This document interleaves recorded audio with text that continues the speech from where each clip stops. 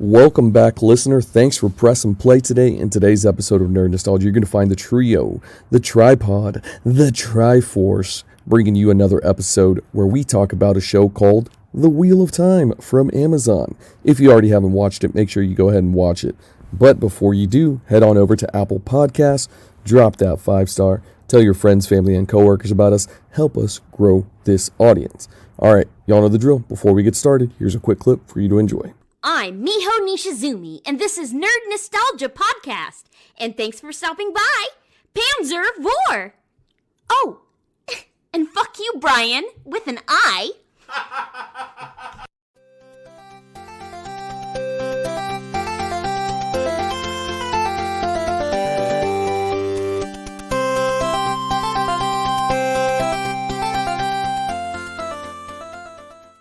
Coming to you from Amazon Prime is, this isn't an advertisement. Hey guys, this is Brian, Trey, and Irvin from the Nerd Nostalgia Podcast. We're here to talk about The Wheel of Time, a show that I've seen one episode of. Trey has seen how many episodes of?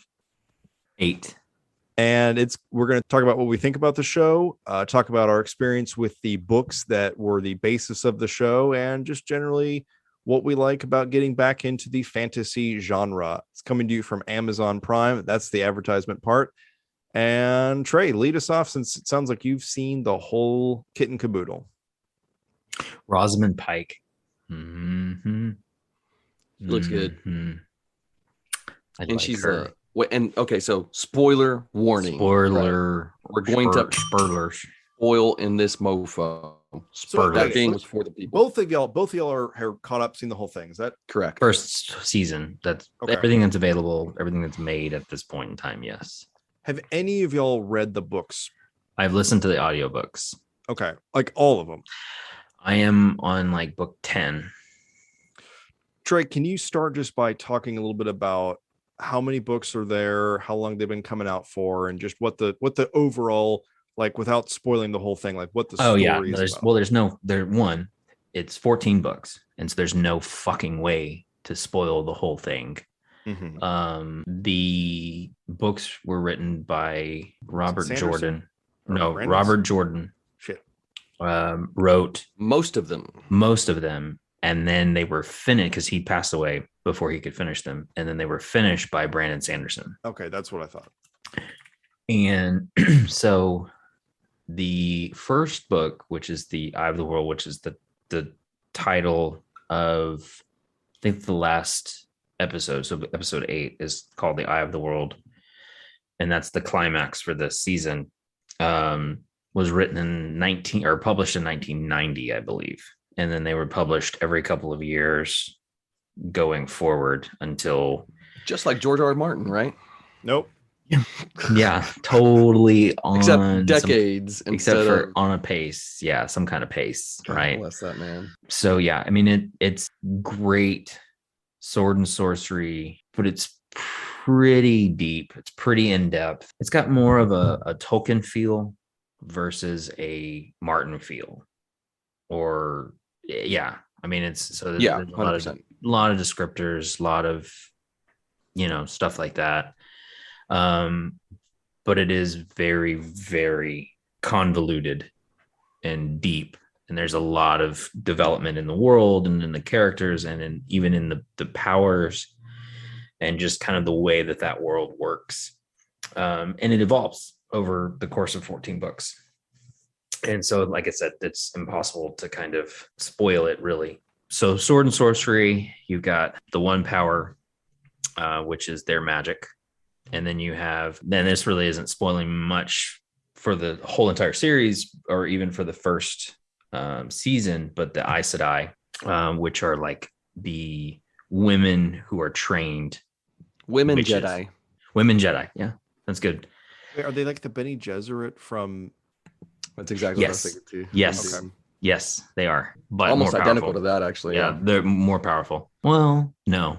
It's like They- a combination of the two, because I feel like they're organized like the Jedi are, but it's all female and like kind of driven that way as well.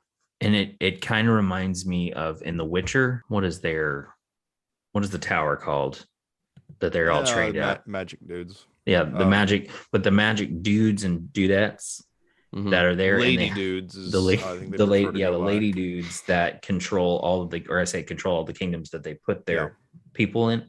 That's the White Tower in Okay. Aes Sedai in Wheel of Time.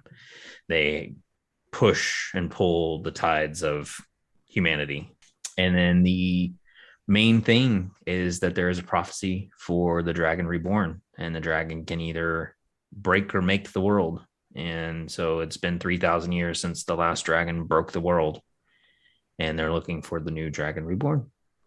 And they're that's hoping he joins the light side instead of the dark side, pretty much. So it's Star Wars. Yes, Kinda, yeah, but with swords and sorcery. dragons. Yeah, And they kind of spoiler even past this, they kind of come up with a lightsaber. No shit. Yeah. That's book side. Yeah, I was like, cool. Yeah. It's a fucking lightsaber. No. Pretty much. Yeah. I'm not gonna lie. So I thought, and I guess Brian, you haven't seen it. Do you care if I spoil it for you? No. And I won't say who it is, but I thought the chick was going to be the dragon. They kind of built it up that way. The red-haired guy. And so you end up finding out who it is. He's seen the cover of one of the books that have been laying around for 30 years. Oh, fair. No, I was like, well, is it gonna be like this dude? Nah. Is it gonna be the chick? Nah. It's gonna be the obvious like dude. I thought they were gonna go the not obvious route, and I was like, well, okay. So I would have thought that if it came out this year, but because the books are so old, I was like, nah, it's gonna be the white dude. Yeah. Which kind of brings me to the casting, and the casting is fantastic in this. It's a bunch of nobodies, which is I like. Well, except for Rosamund Pike. That's the only one. That's the only thing. And then the her bodyguard dude, what's his name? I like him. I like his character. Alan Mandragoran. Yeah. So I don't know his real name. He is in what is that show? Let me look this up real quick. But he's dope. He's dope as Lan. Like, yeah, awesome acting. So I'll say this: that the picture in my head when reading the books was different than what is portrayed on screen. However, it's even different than like a lot of the official and unofficial fan art. So, and what I mean by official is like these books were written and published in an era where fantasy novels got like a painting on the front cover, right? You know, like that very traditional cover art for novels. And so they look different, but I mean, it feels like they borrowed from it a little bit, but it does look, the characters do look different on the cover art of the books. And then the official, unofficial fan art stuff that people did, you know, and I say that in the fact that they took a physical description from the novels and then they created their art. Now it's, you know, it's not like a publisher or anything like that. It's just somebody on the internet or something, but I felt like they did a good job on those. And then the casting is different, but not different enough to take away from it. Right. And so that was pretty cool. I think that their casting of Perrin is probably my favorite casting. Which one's that? Wolf guy. Okay. So Perrin Ibarra. He is he's probably my favorite. Like, he's casting. Actually a really good actor. Like the other ones are kind of like, they're not terrible. Matt is annoying. You know, that's the dark one, right? That was kind of like got tricked by somebody or something. Yeah. Give it a blade with the blade. Yeah. He's kind of whiny bitch. Yeah. He was funnier and more like easygoing, kind of happy-go-lucky. And even when he was infected, he was more happy-go-lucky, easygoing in the novels than he was in the show. The show, he's just a whiny little bitch. Yeah. And I read something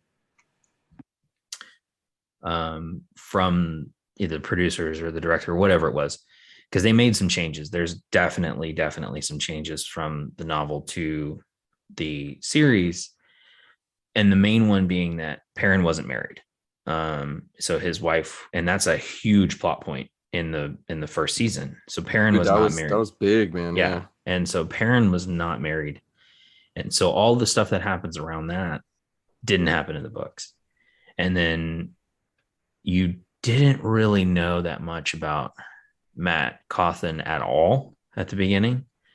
But that's what whoever it was that wrote this, the kind of thing on it, this question and answer thing, was that we wanted it to be an ensemble. It's about the five of them. It's not about just Rand or just, these different people. And the Aes Sedai don't even get introduced until the second book. And so like all that stuff that happens, it may happen at the same time, but it's not explained and it's not told about, the battle with Logain and all that stuff.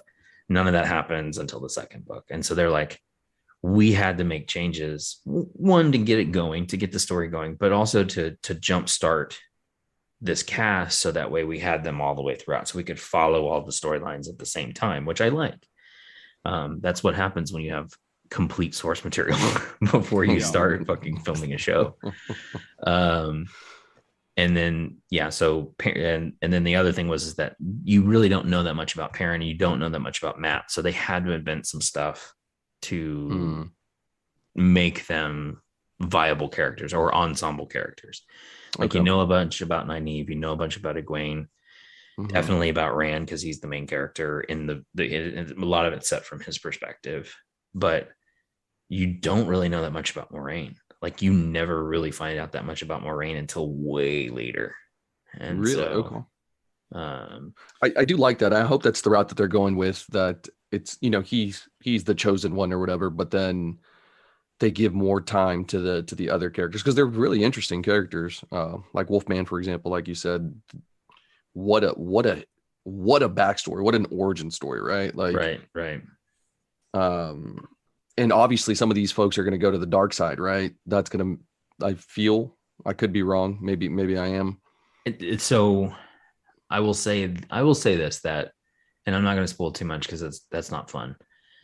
But, and because I will honestly, I don't really know where they'll go, because they've made these changes already. And I think that maybe like subconsciously, like whenever a showrunner goes, you know what, fuck these books, I'm going to go off on a little bit of a tangent, I'm going to go off on that, it just kind of keeps people that have read everything on their toes, because it's like, you're like, well, I don't remember know that. Yeah, exactly. And so, and it's been a while. It's been a while since, it's been a couple of years since I've read the books. And so, I don't remember. And again, that's so much stuff going on at any given time. That like, I mean, they showed, I don't know if you remember, like very tail end of episode 8, they showed the red sail ships and then the big giant tidal wave. Yeah. That's the Shan-Chan, which is another continent that's invading this continent, Oh, wow. And like 10 books in, it's still in the back of everybody's mind. It's like the White Walkers. It's in the back of everybody's mind, like the whole time. But they don't get mentioned until like 7 books or something like that. I don't know exactly when it is. But I mean, so like, that's cool that they're already bringing that kind of stuff in there, and they're going to start developing those storylines. Because I don't know. I mean, are they going to run it for 14 seasons? Because that's a long fucking time. No, I don't think so. And based off what you're saying, they're already pulling from a lot of things, a lot of books, right? So I'd imagine, I'd say probably a good 7. There's no way 14 seasons is just too much. Because there's like, but the thing is there's still like, they haven't made it to Camelin yet, and like there are huge main characters that have not even come into the story yet. Oh wow, okay. And so it, again, well done, looks cool, great acting all the way around, because it does, I mean, it is very, very, very easy, especially with the source material, to get kind of cheesy with the way that, and especially Lan, like he's threading that fine line of being like, I'm the stoic hero, but professing my love. Like, it's a tough edge to find. And I thought he did a really good job. And I thought the writers did a really good job with that too. If it did go for 14 seasons, do you think you would watch all 14? Like, are you happy with it right now? Yeah, no, I would. I will say that once you get to watching it, and like, especially like you got to get like 1 or 2 episodes in, they At end. least They end. Yeah, they end. And then you're like, okay, I gotta. And so you gotta see that they have a nice pull quality to them, and they pull you along. That first episode is rough for the first like 30, 40 minutes. You're like, kind of slow. It's kind of slow. And then at the end, you're like, okay, but they're introducing everybody, so it's understandable. But right. It was definitely tough. I was like, I don't know. I think I had to rewatch it twice. Like I started it, I was like, nah, and then I came back to it, and then I was like, oh, okay, there we go. Right. Yeah, with the Trollocs, right? Trollocs, yeah. Trollocs, yeah. Whenever they showed up, I was like, okay. I was like, well, number Those one, things were scary. I've only seen one episode, but they were. You saying that, actually, I do remember thinking this. I was like, these were kind of brushed over a little bit in the book. These guys are fucking like, ooh, Jesus. Yeah. You know, they were like, oh, they got the head of a ram, and they're nasty, and they're they fucking hurt people. And there was like the Trolloc Wars, and they kind of it's just like, oh, it's just a fucking Trolloc. We're really worried about the wizards. We don't care about these these little monster things. I'm like, fuck that. Scary as shit. They wiped out a village, man. Yeah. Yep. Does this show make you more or less excited for the upcoming other fantasy shows that are coming out, like Lord of the Rings, the Game of Thrones one? I personally, I've been saying that this show has made me hopeful for the Amazon show, because number one, they put so much money into that Lord of the Rings show. I think 500 million is what I remember seeing. So that's a lot of cheddar right there. Cheese. And so the fact that they're able to do what they're doing with this one, which I imagine is not 500 million, it's probably 50 to 100 or something like that, makes me very, very hopeful for that show. So I think it's going to be epic. I think that about 250 million of the Lord of the Rings budget will probably just go to occasionally having Ian McKellen show up as Gandalf and be like, ooh, shit, I'm a wizard, guys. You better blow up that ring, man. This is going to cause problems later. All right, then where's my paycheck? Yeah. Give me some pipe weed, Mary, Meridor, Pippin. Wait, you guys aren't going to be born for 1,000 years. Yeah. Have y'all watched The Lord of the Rings recently? They still hold up. It's funny. They hold up. There are a couple of scenes where it's all CGI, and I'm like, ooh. Yeah. That shit was done in the early aughts, but yeah, like the journey scenes, the in-person combat, like that all looks good. Yeah. No, I feel like you can still see past the CGI. Like that wasn't. I mean, yeah, the orc in the cave. There was a scene. I think they were in what's the wood elf city with Galadriel? Are you asking me for the name of the city? Yeah, I'm not gonna remember the name of the city, bro. Get out of here. Motherfuck, we got Lord of the Rings trivia in 3 days. You better get ready for that. Also, Trey, do you want to come to Lord of the Rings trivia in 3 days? I might be able to, because they got to go to Elton John and I didn't go. Also, you have the full-time gift card. I do have the gift card. Oh yeah. So yeah, definitely come by. Is it steak night? Yeah, I think it's always steak night. But yeah, I think it's steak night Wednesday. So yeah, we need to figure out what that city was called. But anyway, the point is that like you see them like the fellowship like running up this circular like forest staircase, and it just looks bad. Like it looks like the original Mario, like and then like they're like jumping up, and it's like ugh. You can kind of sometimes see like where they had Orlando Bloom like with wires, like when he's sliding down when they're fighting the pirates, and him and Gimli are trying to go back and forth about who kills it. Yeah, you can kind of see like, oh yeah, he's on a wire. One of my favorite MCU lines is Tony Stark. Like whenever in Avengers 1, they're all like planning. Captain America's like, all right, we got to do this, do this.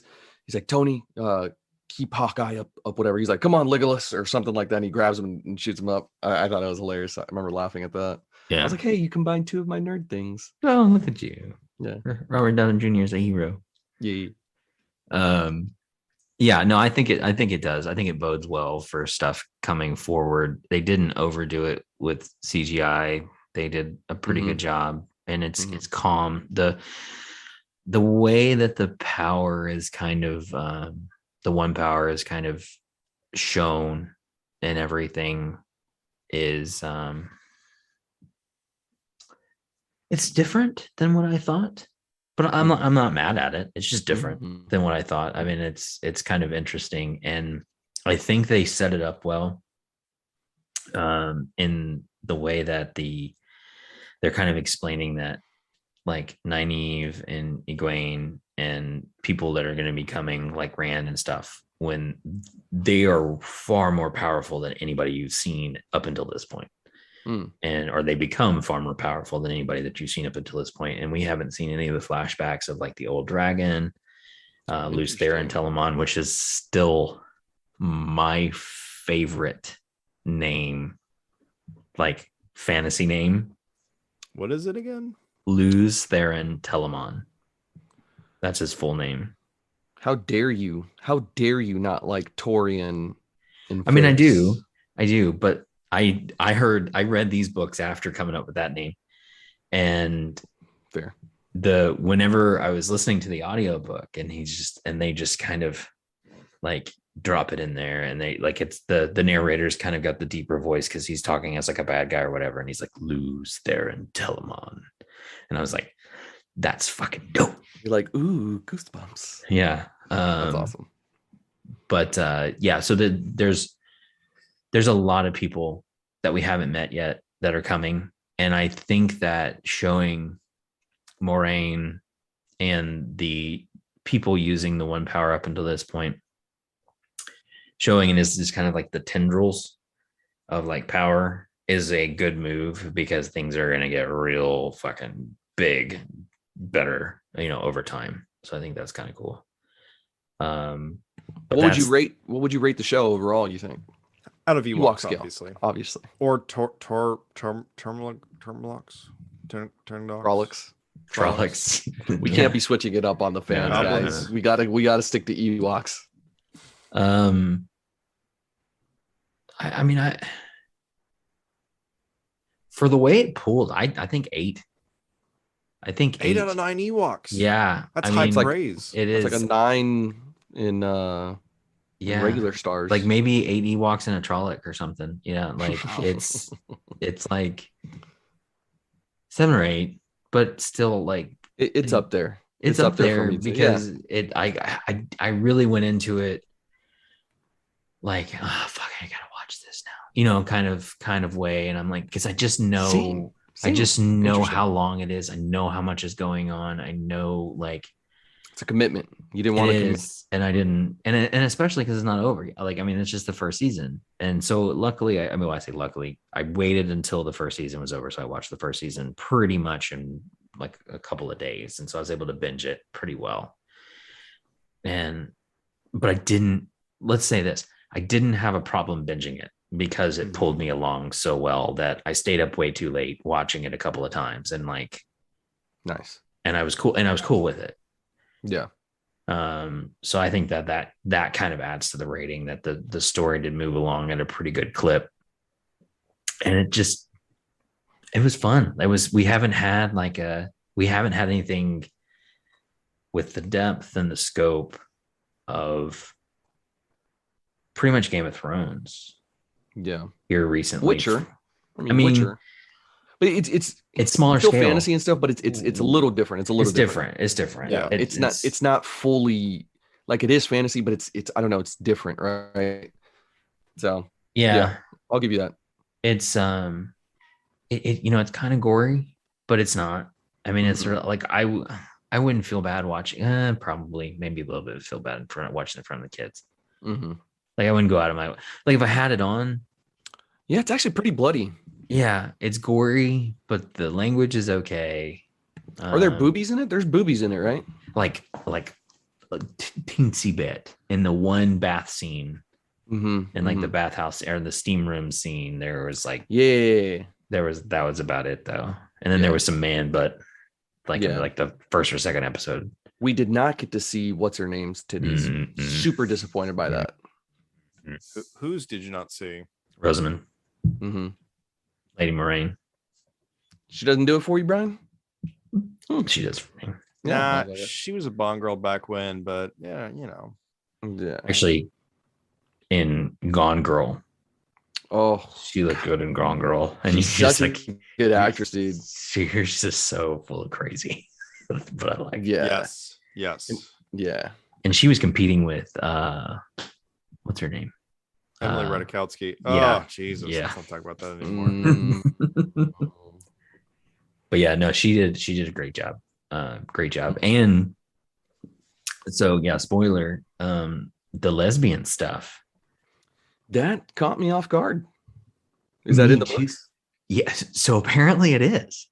Because I Is did it some maybe looking, like subtle notes or something? they call them pillow friends. And Awesome. they were pillow friends in the White Tower. I And am so totally stealing that. yeah.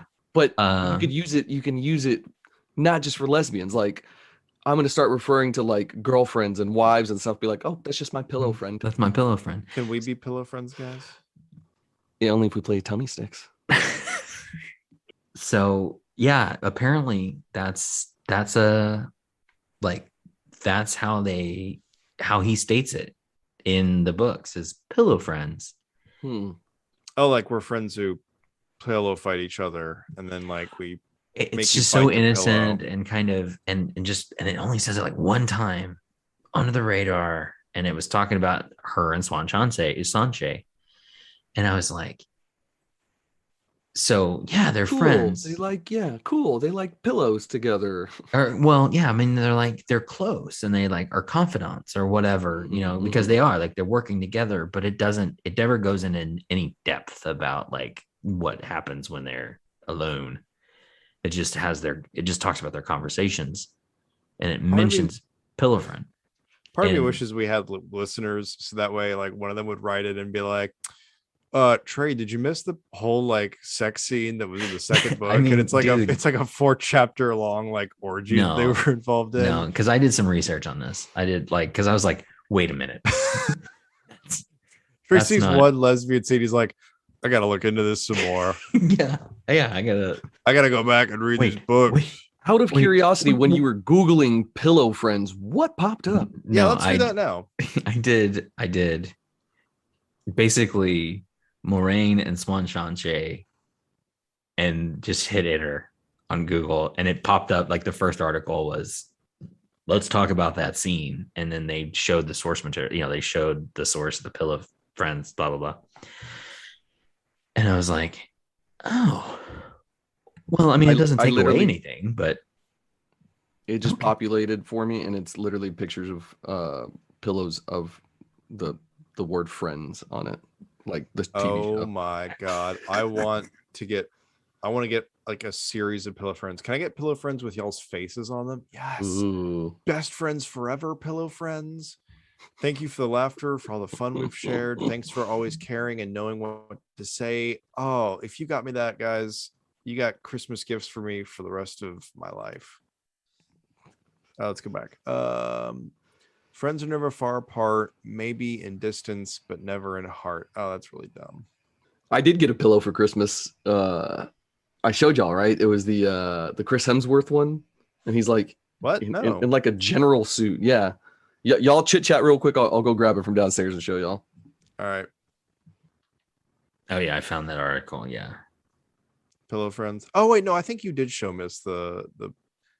I wish it was a body pillow with Chris Hemsworth though. That'd be even better. That's funny. Irvin, you better keep all this in. I'm putting all this extra work in just to keep the line live. Trey's dicking around on his phone. I'm just gonna like free associate what you got on your wall. Okay, so I see a Rogue comic. Oh, on his. Yeah, I see Lady Thor. Secret Wars. What else we got? Yeah, Secret Wars? Okay, we got Gwenpool. Got some Flash stuff. All right, Jesus, thank God you're back. It's just miserable. That's upside down. Oh, he's so handsome. It's just so random because he's in like a general suit here. Okay, but who got it for you? Whose gift was this to you? Was this a white So elephant? it was, yeah. And so, but they basically picked it knowing that I was going to be the one that wanted it. And sure enough, I was the one who opened it too. Nice. And so they were like so happy, and I was like, dude, this is hilarious. I was like, I had to have it. Have you slept on it yet? Duh. Do you like put it Between next his to you? legs. Do you, I snuggle it right here, just like this. do you give it like little Chris Hemsworth kisses before you go to bed? You know? Good night, Chris.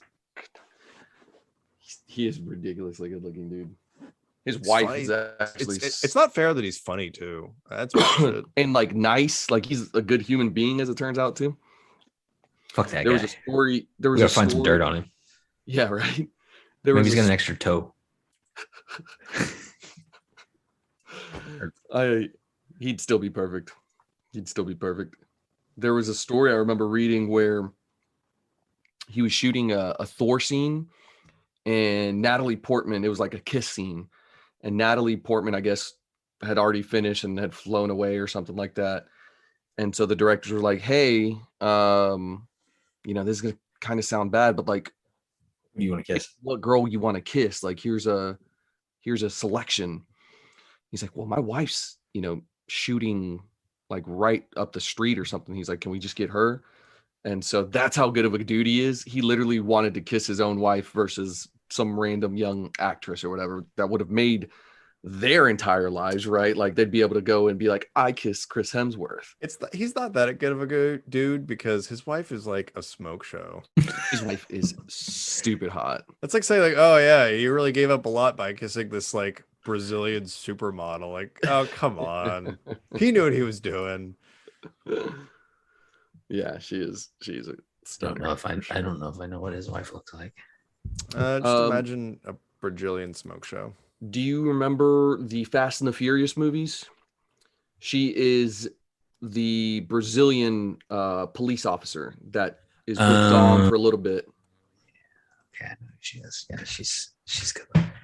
Yeah. Yeah.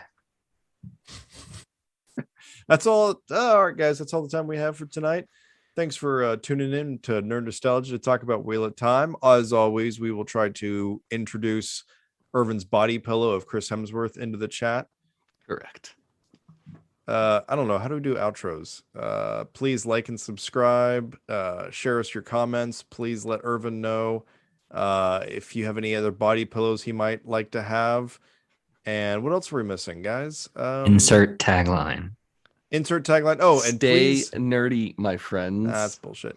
And please try to correct anything that Trey said about Wheel of Time and That let is him know. probably just shit I made up. So Yeah. I need another drink. I'm out.